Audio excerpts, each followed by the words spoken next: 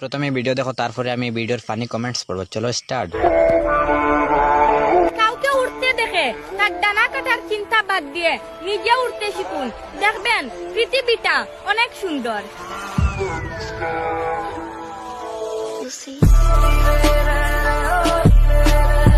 স্কুলে যা বেটি, পড়াশোনা কর।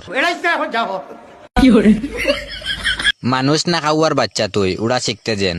গাইল কুটলি ফাঁকিয়ে গু বেশি সুন্দর করে লাগাও, পরে ফুটিত না।